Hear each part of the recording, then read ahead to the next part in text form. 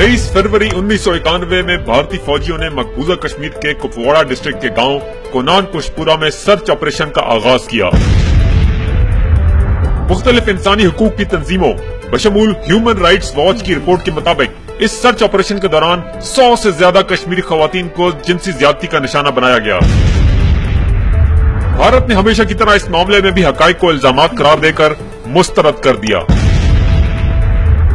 25 बरस गुजर जाने के बाद भी कश्मीरी खवातीन को दुनिया की कोई अदालत इंसाफ न दे सकी।